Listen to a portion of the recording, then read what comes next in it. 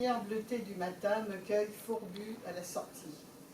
Dans la rue, un balayeur, peul venu des déserts d'Afrique, nettoie le caniveau à grande eau, s'arrête, me regarde, ne reprend son travail qu'à mon salut. La nuit se retire dans sa dernière inspiration, avec elle dans les platanes, le chant clair et pur d'un merle, inaudible dans la journée. L'eau fraîche du caniveau charrie les scories de la nuit, m'entraîne en elle, m'emporte dans son courant. Face à la mer, je marche sur la digue Saint-Jean, la digue des clans d'eau, où les clandestins viennent rêver d'espoir devant les cargots. Mais l'espoir reste au creux des rêves, attendez sobrement.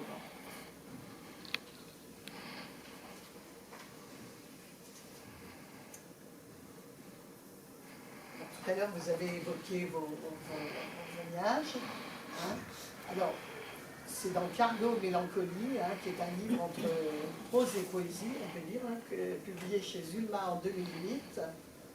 Voilà, alors donc vous avez dit que vous avez embarqué sur un vieux cargo polonais qui fonctionnait à la vodka et au fioul. Oui, c'est ça. Et donc le premier voyage, donc vous l'avez dit, hein, et c'est quand même aussi une sorte de descente aux enfers par moment, hein, et avec des escales dans des pays quand même très pauvres, vous constatez quand même une misère sociale, mais aussi des rencontres avec des gens extraordinaires qui ont le sens de l'accueil. Enfin, voilà, vous avez quand même cherché des gens authentiques. Et alors, je ne les ai pas cherchés. Enfin, vous les avez trouvés, oui, ils sont venus à vous. Alors, le deuxième voyage, donc ça, c'est une croisière pour des riches retraités, avec une jeune photographe pour une remontée vers le Spitzberg et le Cap Nord. Toujours la même quête identitaire, on peut dire. Alors là, c'est autant l'atmosphère est bouillante pour le premier voyage, là c'est glacé. Hein. Le voyageur navigue entre tourments et éblouissements en quête d'un sens, enfin réveillé à sévérance avec leur lot d'abandon, d'ivresse. Une aventure maritime qui est une expérience intérieure. Voilà.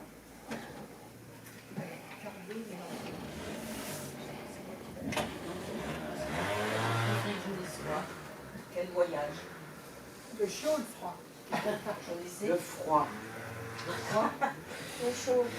Ça alors. Les deux. Un peu des deux.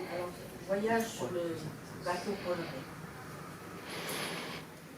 L'éblouissement acéré du matin.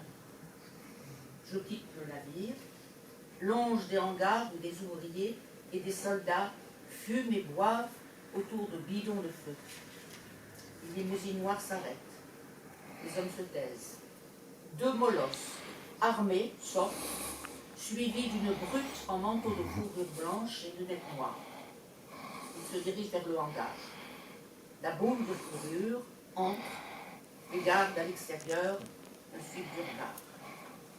Patineur empoté, je manque de m'étaler, arrive à la barrière douanière.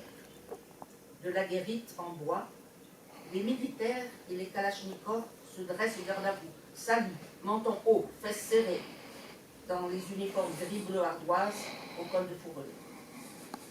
D'une bouche, un nuage de vapeur s'échappe, me grade, capitaine. Je salue, franchis le poste, regarde droit devant. Je n'ai pas dit ça. Une gargote laisse passer l'air glacé entre les planches. Gueule ravinée par la misère, le froid, la boisson. Visage buriné de vieux, d'ouvriers se taisant dans le silence des vapeurs. Je demande un jus d'orange et l'espace se fend. Une crevasse s'ouvre, les esprits s'agitent. Le barman me donne un litre non ouvert. Seuls les touristes mélangent d'espeigne ce truc-là avec la vodka. Je bois plus sec sous leurs yeux ébahis. Comme une rumeur vite répandue, une vieille voiture américaine attend la porte. Noire, les années 50. En dollars, demande le chauffeur. Une trentaine de kilomètres au travers de forêts légendaires, de zones industrielles désertées par l'industrie, de cité désespérante pour se trouver au centre de Riga, l'ancienne.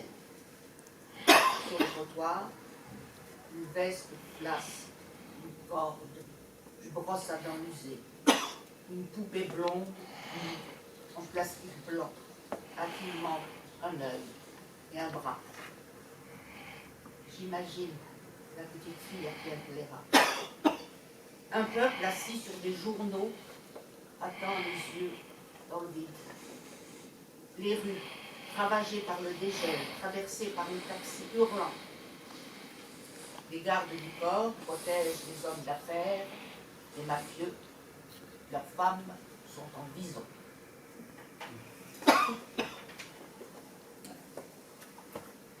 Alors, pour la petite histoire, c'est une anecdote qui est dans le livre, je crois. C'est qu'effectivement, les douaniers m'ont pris pour le capitaine du navire. Et donc, effectivement, je les ai salués. J'avais pas de visa, donc je suis passé. Et le soir, quand je suis rentré au navire, j'entendais le vrai capitaine râler parce qu'on ne l'avait pas laissé passer. On n'avait pas pris le capitaine.